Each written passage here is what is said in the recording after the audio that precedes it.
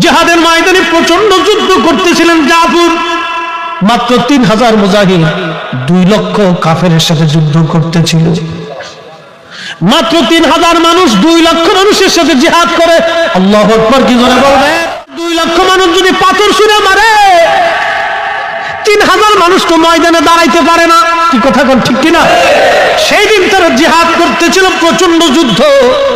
হযরত জাফর রাদিয়াল্লাহু আনহু জিহাদ করতেছিলেন।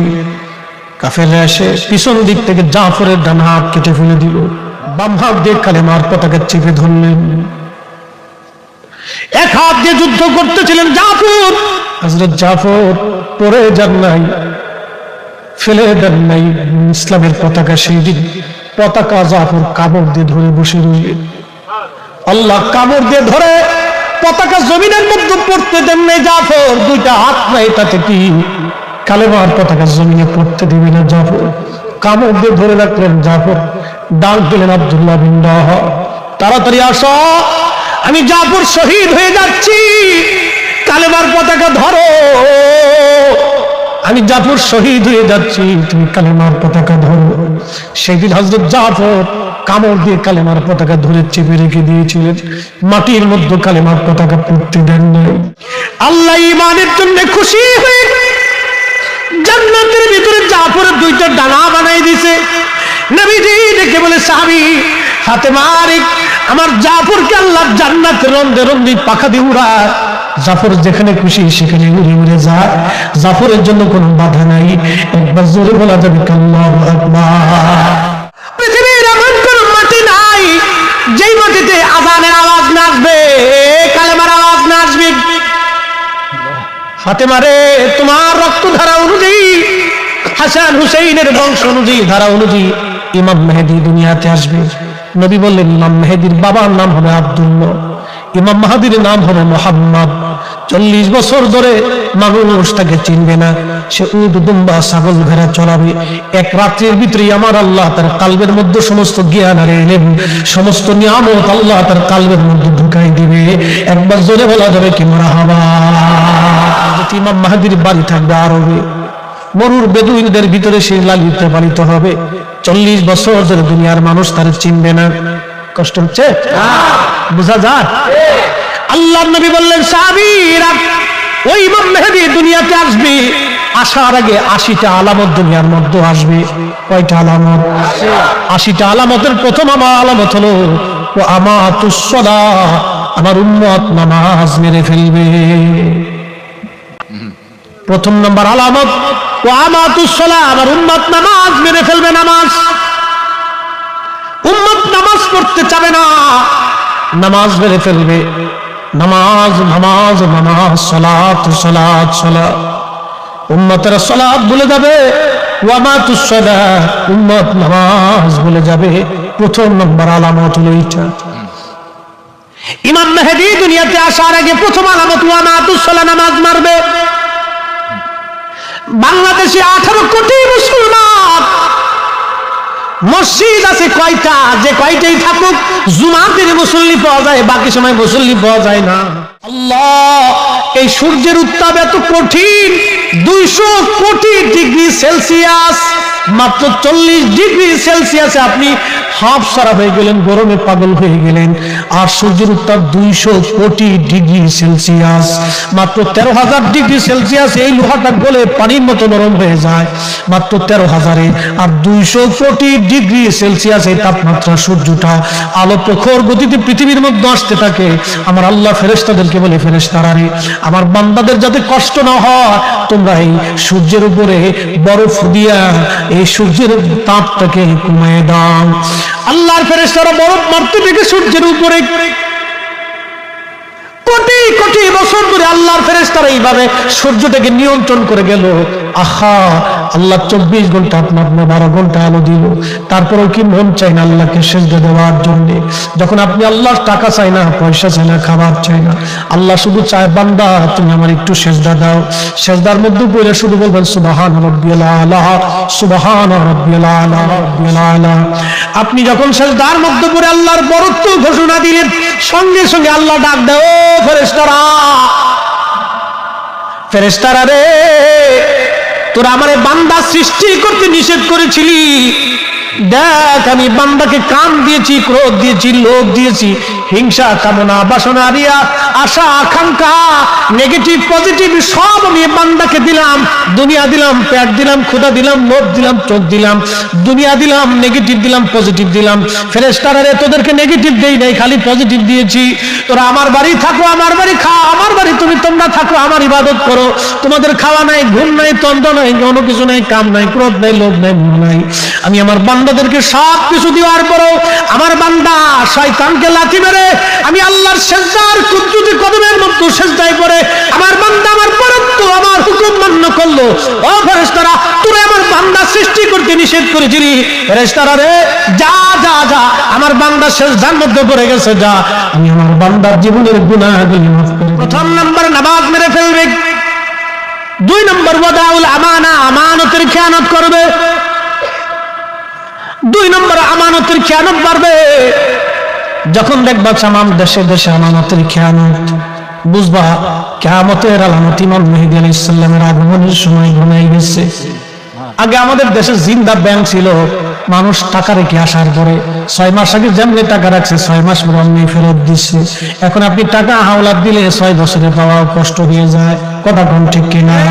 এই জন্য মানুষের হাওলাত দেয় না, কিস্তির দোকানে চলে যাও। কিস্তিওয়ালা কয় দিব তো টাকা 1 লাখ, কিন্তু লাভ দিবি কত? দিব 1 লাখ, কিন্তু লাভ দিবি কত? আল্লাহর নবী বলেন ওয়াকালুর রিবা, তখন মানুষ সুদ খাবে। কি খাবে?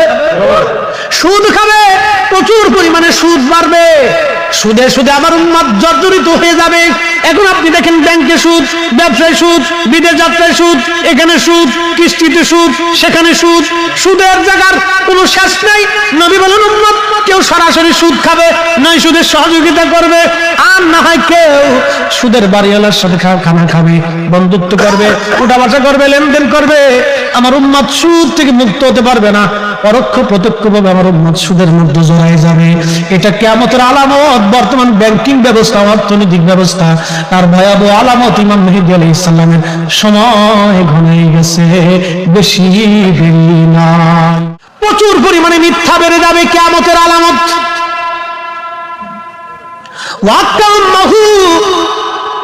মার সাথে দুর্ব্যবহার করবে, পৃথিবীতে বৃদ্ধাশ্রম বেড়ে যাবে।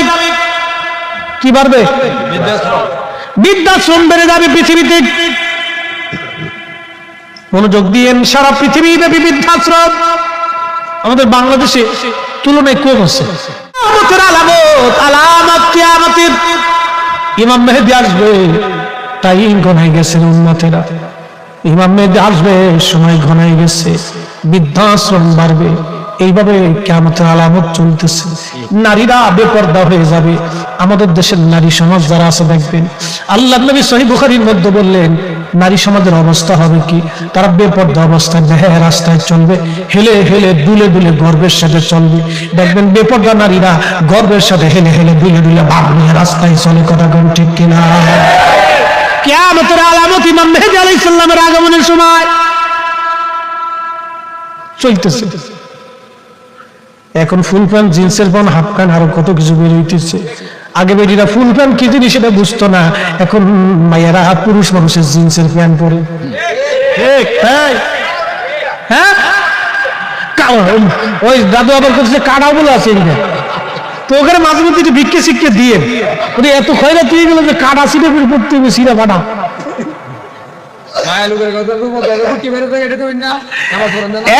খুব মনোযোগ দিয়ে শুনিয়া যা। মেয়েরা বেপরদা অবস্থায় হেলে হেলে দুলে দুলে গর্বের সাথে চলবে, এটা কিয়ামতের আলামত। ইমাম মেহেদী আলাইহিস সালামের আগমনের সময় ঘনাই গেছে। 100 বছর আগে এই চিন্তাও কোন নারীর মগজে ছিল না। কি কথা বলেন ঠিক না? কি করতো? কাপড় পরতো, ঢিলা ঢুলাই কাপড় পরতো, ওখানে হাফ প্যান্ট কিনতো। মাথা নষ্ট হয়েছে। কি দেখতেছি দুনিয়া? কিয়ামতের আলামত। ইমাম মেহেদী আলাইহিস সালামের আগমনের সময় খুব ঘনিয়ে গেছে। আরে ভারতেও দেখেছি 100 বছর আগে ভারতের হিন্দু নারীরাও তারাও কাপড় পরত, তারাও একটা পজিশনের মধ্যে থাকতো। এখন ভারতের অধিকাংশ নারীরা দেখবেন আপনার প্যান্ট পরে, জিন্সের প্যান্ট পরে, হাফ প্যান্ট পরে, এই অবস্থা চলতেছে। বেডি না বেডা, জন্ডিস না বেডিস, ইজলিয়া না বেডি, চিনা যায় না। কর। এই যুবক, ইমাম মেহেদীর যদি সৈনিক হইতে হয় তাহলে রাসূলের চরিত্রবান হতে হবে। কথা বলেন ঠিক না বেঠিক? রাসূল 1450 বছর আগে যা যা বলছে আজকে 1450 বছর পরে তাই হইতেছে। এই কথা কন না কেন? 1450 বছর আগে যা বলছে তাই আজকে হইতেছে। 1450 বছর আগে মনে হয় যে আল্লাহর নবী দেখে দেখে বলছে, আজকে তাই হইতেছে। আল্লাহ রাসূল আরেকটা কিয়ামতের আলামতের কথা বলছে, সহিহ বুখারীতে আপনাদেরকে শোনাই। ইমাম মেহেদী আলাইহিস সালাম পৃথিবীতে আসার আগে আরো একটা আলামতের কথা নবীজি 1450 বছর আগে কত চমৎকার করে বলে গেলেন। খুব মনোযোগ দিয়েন। নবীজি বললেন, উম্মত শোনো, কিয়ামতের আগে ইমাম মেহেদী আলাইহিস সালাম এসে আসার আগে আমার উম্মতের হালত হবে, স্ত্রী ঘরের মধ্যে কি করে স্বামী সেটা দেখতে পারবে। সুবহানাল্লাহ কবেন? মানে বুঝেন নাই মনে হয়। স্ত্রী ঘরের মধ্যে কি করবে স্বামী সেটা দেখতে পারবে। তার মানে সিসি ক্যামেরা, মোবাইল, এই ভিডিও, কি কথা কন না কেন? বর্তমানে সিসিশন কিয়ামতের আলামত। ঠিক কিয়ামতের আলামত ইমাম মেহেদী আলাইহিস সালামের আগমনের সময় ঘনাই যাচ্ছে। এরপরে আরো যদি বড় বড় আলামতগুলি, এগুলি শোনার সাথে সাথে আপনাদের সমস্ত শরীরের লোমগুলি খাড়ায় যায়, সামনে জ্বলতেছে। এগুলি আলামতের সুগরা, ছোট ছোট গুলি আপনাদেরকে শোনাচ্ছি, রানিং চলতেছে। আল্লাহর নবী আরো বলেন, উম্মত শুনো গো শুনো, সারা আরব সবুজে পরিণত হবে। সারা আরব কি হবে? সবুজে পরিণত হবে। মরু বৃক্ষে গাছ তরুলতা পাতা জন্ম নিবে। সবুজে আরব, সারা আরব সবুজে ভরে যাবে। এত পরিমাণে সম্পদ মানুষের হবে যে মানুষ রাস্তায় সম্পদ নিয়ে যাবে, কিন্তু জাকাত নেওয়ার লোক থাকবে, জাকাত নেওয়ার লোক থাকবে না। আমাদের দেশে তো সুযোগ একটু আছে, কিন্তু ইউরোপে আপনি খুঁজে দেখেন জাকাত নেওয়ার লোক নেই। ইউরোপে আপনি খুঁজেন জাকাত নেওয়ার লোক নেই। আপনি আরবে খুঁজেন জাকাত নেওয়ার লোক খুব কম পাবেন। বাংলাদেশে কিছু পাবেন, এই উপমহাদেশে আফ্রিকাতে কিছু অঞ্চল আছে, এইগুলি এখন কিছু পাবেন। এমন একদিন আসবে এই অঞ্চলেও আপনি জাকাত দেওয়ার লোক খুঁজে পাবেন না। এখন তো আমার দেশে জাকাতের সিস্টেম বেরিয়ে গেছে। জাকাতের কাপড় আছে, জাকাতের লুঙ্গি আলাদা, জাকাতের কাপড় আলাদা, জাকাতের সেলাউজ কামিজ আলাদা। কত বড় ডাকাত চিন্তা করতে পারছেন। 3 নম্বর কাপড় জাকাতের জন্য বরাদ্দ থুয়ে দেয়। মানে ওই ভাটার ভিতরে ইট আছে না, 1 নম্বর ইট, 2 নম্বর, 3 নম্বর, তো জাকাতের কাপড় হলো 3 নম্বর, একবার ফসাটা 150 টাকা দিয়ে কিনে এনে থুয়ে দেয়। বাংলাদেশে যদি এমনও ধনী আছে যার 2, 4, 5 হাজার কোটি টাকার মালিক। আমাদের এলাকার ভিতরে অনেক ধনী আছে যার 200, 250, 2200, 2500, 3000 কোটি টাকা শুধু সরকারি পায় টাকার কাছে। আমার বাংলাদেশে এরকম ধনী আছে হাজার হাজার কোটি টাকার মালিক। ধরেন একজনই ধনী, তার 100 কোটি টাকা জাকাত হয়ে গেছে। 100 কোটি টাকা জাকাত হলে তার জাকাত ফরজ হয় কত? 2.5 কোটি টাকা। তো 2.5 কোটি টাকা যদি সে ঠিক মতো জাকাত দেয়, তো আমার দেশের গরিব মানুষ 2-1 মাস খাইয়ে শেষ করতে পারবে না। কথা কন না ঠিক কিনা? মুসলমান খুব মনোযোগ দিয়া শুনিয়া যান বাবাজি। এইরকম আমানতের খেয়ানত চলবে, জাকাত পাওয়ার মতো কোনো লোক থাকবে না, সারা আরব সবুজে ভরে যাবে। নবীজি বলতেছেন, উম্মতরে এরপরে আরো ভয়াবহ একটা আলামত হলো কি জানেন? এই বাংলাদেশের জন্য একটা ভয়াবহ আলামত, গাজওয়াতুল হিন্দ হবে। হিন্দুস্তানে একটা যুদ্ধ হবে। আমার দিকে তাকান। গাজওয়াতুল হিন্দ, হিন্দুস্তানে এই অঞ্চলে বিরাট বড় একটা যুদ্ধ হবে। এই যুদ্ধে লক্ষ লক্ষ মানুষ মারা যাবে। তবে একটা সুসংবাদ হলো, এই যুদ্ধে যারা অংশগ্রহণ করবে, নবী বলতেছেন শোনো, তাদেরকে আমার আল্লাহ মাফ করে দিয়ে বদরি উহুদি সাহাবীদের মতো আল্লাহ জান্নাতি বানাই দিবে। এই সংকেতটা খুবই ভয়াবহ, খুবই শানদার ইমানদারের কাজ। সেই সময়টা বড় জটিল এবং কঠিন হবে। নবীজি বলতেছেন, উম্মতরে শোনো, কিয়ামতের আগে আরো একটা ভয়াবহ আলামত ইমাম মেহেদী আলাইহিস সালামের আগে। ফোরাত নদীর মধ্যে স্বর্ণের একটা পাহাড় ভেসে উঠবে। স্বর্ণের পাহাড় ভেসে উঠবে ফোরাত নদীর মধ্যে, স্বর্ণের পাহাড়। ফোরাত নদীর ভিতরে কিসের পাহাড়? স্বর্ণের পাহাড় ভেসে উঠবে। বিরাট বড় স্বর্ণের পাহাড়। এই স্বর্ণের পাহাড়কে কেন্দ্র করে মারামারি শুরু হয়ে যাবে। আরবীয়রা স্বর্ণের পাহাড় থেকে স্বর্ণ নেওয়ার জন্য যাবে। ওই ইরাকবাসীরা বলবে না, আমরা স্বর্ণ দেব না। যুদ্ধ শুরু হয়ে যাবে। নবীজি বললেন, এই যুদ্ধটা তামাম পৃথিবী ব্যাপী ছড়িয়ে যাবে। প্রত্যেক 100 জন মানুষের মধ্যে 99 জন মারা যাবে। সুবহানাল্লাহ বলবে। বর্তমানে পৃথিবীতে মানুষ আছে 800 কোটি। 100 কোটির মধ্যে 99 কোটি মারা যাবে। 1 কোটি মানুষ পৃথিবীতে বেঁচে থাকবে। 800 কোটির মধ্যে মাত্র 8 কোটি মানুষ দুনিয়াতে বেঁচে থাকবে। বাদ বাকি সব মানুষ দুনিয়াতে মারামারি করতে করতে মারা যাবে। সারা পৃথিবীতে এত পরিমাণে যুদ্ধ হবে, যুদ্ধে মানুষ মরে মরে মরে মরে সাফ হয়ে যাবে। 100 জনে 99 জন মারা যাবে, 8 জনে 7 জন মারা যাবে, 9 জনে 1 জন মারা যাবে। এরকম হাদিসের ভাষ্য আসছে। নবীজি বললেন এরপরে ইমাম মাহদী আলাইহিস সালাম দুনিয়াতে আসবে। আল্লাহ নবী ডাক দিয়ে বলেন ফাতিমা, মনে আছে না আপনাদের ওয়াজ? ফাতিমা রে শুনছো রে ফাতিমা, তোমার বংশের মধ্যে ইমাম মেহেদী আসবে, তোমার রক্ত ধারা অনুযায়ী ইমাম মেহেদী আসবে রে ফাতিমা। এটা তোমার জন্য একটা সুসংবাদ ফাতিমা। মাহদী তোমার রক্ত ধারা অনুযায়ী তোমার হাসান হুসাইনের মাধ্যমে পৃথিবীতে আসবে। ইমাম মেহেদীর বাবার নাম হবে আব্দুল্লাহ, ইমাম মেহেদীর নাম হবে মুহাম্মদ। 40 বছর পর্যন্ত তাকে মানুষ চিনবে না। 40 বছর পরে হজের টাইমে, হজের মৌসুমে ইমাম মেহেদীর আত্মপ্রকাশ হবে। কাবা শরীফে ইমাম মেহেদীর সাথে মুসলমানদের পরিচয় হবে। প্রথমত বায়াত নিবে না। সারা পৃথিবী থেকে মুসলমানরা নির্যাতিত নিপীড়িত, লাশের পর লাশ মুসলমান হজের দিনে কাঁদতে থাকবে। সারা পৃথিবীর মুসলমান একত্রিত হজের সময়, ওই সময় বহু হাজিও মারা যাবে, অনেক ঘটনা ঘটবে। ওই সময় বহু লাশ আল্লাহ, যুদ্ধ আর যুদ্ধ, সারা পৃথিবী ব্যাপীময় যুদ্ধের ভয়াবহতায়, প্রচন্ড যুদ্ধে মুসলমানের লাশ পড়ে পড়ে পড়ে পড়ে পড়ে পড়ে একেবারে বিস্মার হয়ে যাবে। সারা পৃথিবীতে মুসলমান প্রায় নিশ্চিহ্ন হয়ে যাবে। এই সময় ইমাম মেহেদী আলাইহিস সালাতু ওয়াস সালাম তখন আত্মপ্রকাশ করবেন। ইমাম মেহেদী আলাইহিস সালাম যুদ্ধের নেতৃত্ব দিবেন। ইমাম মেহেদী আলাইহিস সালামের সঙ্গে আল্লাহর আবিদ জাহিদ ওলিরা যুক্ত হয়ে যাবে। সারা পৃথিবীতে আবার বিরাট বড় যুদ্ধ হবে। পৃথিবীর এমন কোন ইঞ্চি মাটি নাই যে মাটির উপরে ইমাম মেহেদী আলাইহিস সালামের রাজত্ব না হবে। আল্লাহর জমিনে কালেমার পতাকা উড্ডীন হবে। আল্লাহর আকাশে প্রাচুর্য ছেড়ে দিবে, প্রচুর পরিমাণে রহমতের বৃষ্টি হবে, অনেক পরিমাণে ফসল হবে। নবীজি বলেন উম্মত রে তোমরা শুনিয়া যাও, একটা আনার, একটা ডালিম এত পরিমাণে বড় হবে, এত পরিমাণে বড় হবে, একটা গর্তের মানুষ একটা ডালিম খেয়ে শেষ করতে পারবে না। একসাথে বলবেন সুবহানাল্লাহ। ইমাম মেহেদী 7 বছর পর্যন্ত রাজত্ব কায়েম করে তামাম পৃথিবীর মধ্যে ইসলামী হুকুমত কায়েম করবে। আল্লাহর জমিনে একটা ইঞ্চি মাটি কালেমার আযান ছাড়া থাকবে না।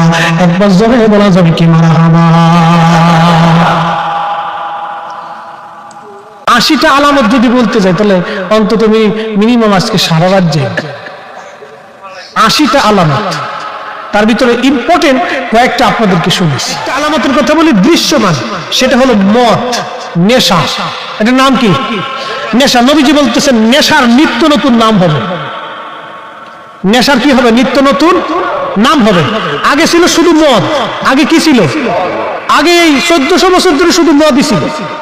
এই ফলের রস দিয়ে, ভাত দিয়ে, আর কি কি দিয়ে, ঘোড়ার ডিম দিয়ে, আগের ডিম বাংলা ফসায় ফসায় মদ বানাইছে। এগুলো মদ, তার ইত্যাদি ছিল। এখন নতুন নাম হচ্ছে বাবা। এই বাবা নামটা দিল কিনা? ওর জুতা দিয়ে পিটানোর দরকার। হ্যাঁ, বাবা নাম দিল কেন? নাম হলো ইয়াবা, এটার নাম দিয়ে দিছে বাবা। বাবা দেখছেন, বাবা কি এক চমৎকার একটা নাম, এটার নাম দিয়ে দিচ্ছে, নেশার ভিতরে দিয়ে দিচ্ছে। ওর জুতা দিয়ে পিটানোর দরকার। এর নাম কিন্তু বাবা না, এটার নাম হলো ইয়াবা। নাম কি? আরেকটা নাম হচ্ছে হিরোইন, আরেকটা নাম আছে গাঁজা, আরেকটা নাম আছে ফেন্সিং, আরেকটা নাম আছে হলো কি ডাইল কয়, ডাইল। হ্যাঁ, ডাইল কয় না, ডাইল। আর কি কি নাম আছে? এরকম অনেকগুলি নাম আছে। এই নাম এক একটা এক এক কোয়ালিটি, এই এক এক কোয়ালিটির এক এক কোয়ালিটি, এক এক ধরনের নেশা। এরপর রাসূল বললেন এই নেশা সম্পর্কে তোমাদেরকে আরেকটু জানাই। আল্লাহ নবী বললেন প্রকাশ্য নেশায় মানুষ আসক্ত হবে। উম্মত ইমাম মেহেদী আলাইহিস সালামের আসার আগে এগুলি প্রকাশ্য চলতে থাকবে। আর একটা কথা নবীজি প্রকাশ্যের কথা বলেছে, আমার উম্মত প্রকাশ্যে নাচ গান করবে। মেয়েরা প্রকাশ্যে অর্ধউলঙ্গ হয়ে নাচবে। আজকে আপনি দেখেন তো মোবাইল মানে কি? প্রকাশ্য না প্রকাশ্য? না, জোরে কম, জোরে জোরে জোরে। দূরে দূরে না হাতে হাতে? দূরে দূরে না হাতে হাতে? তার মানে ঘরের মধ্যে শুয়ে খেতার ভিতরে নিয়ে, হ্যাঁ, ঘরের ভিতরে শুয়ে খেতার ভিতরে নিয়ে, ছাদের উপরে বইয়া, মানকি চিপে বইয়া, গাছের নিচে বইয়া, ওই আপনার নদীর পরে বইয়া, লঞ্চের ভিতরে বইয়া, ট্রলারের ভিতরে বইয়া, গাছের উপরে বইয়া, নিচে বইয়া, ইতুয়ে কাইতুয়ে চিতুয়ে, যে যেমনি করতেছে এমনি দেখতেছে। একটু অপশন নাই, হ্যাঁ একটু অপশন নাই। যা বলতেছি একটু অপশন নেই, আসলে অপশন আছে। ইমাম মেহেদী আলাইহিস সালামের আগমনের সময় হয়ে গেছে। এটা ভয়াবহ আলামত। আপনাদেরকে এই মহামারী থেকে, মহা বিপদ থেকে যদি আপনাকে বাঁচতে হয় তাহলে অবশ্যই আপনাকে রাসূল কারীমের সুন্নাহের প্রতি আসতে হবে। ফাআলাইকুম বিসুন্নতি ওয়া সুন্নাতিল খুলাফাইর রাশিদিনাল মাহদীন। নবী বলেন উম্মত, এই সময় তুমি আমি নবীর সুন্নাহকে, আমার খুলাফায়ে রাশিদিনের সুন্নাহকে দাঁত দিয়ে কামড় দিয়ে চেপে ধরে রাখতে হবে। যদি ধরে রাখতে পারো তাহলে তুমি এই সময় নাজাত পাবে, যদি না রাখতে পারো তুমি ধ্বংস হয়ে যাবে। তুমি রাখতে যদি পারো তো নাজাত পাবে, আর যদি না রাখতে পারো তাহলে তুমি ধ্বংস হয়ে যাবে, হালাক হয়ে যাবে। এই সময় রাসূল কারীমের সুন্নাহ, খুলাফায়ে রাশিদিনের সুন্নাহকে দাঁত দিয়ে কামড় দিয়ে একবারে চাপ দিয়ে আঁকড়ে ধরে রাখতে হবে নিজের জীবনে, যদি বাঁচতে চান কঠিন মহামারী, মহা বিপদ জাহান্নাম থেকে।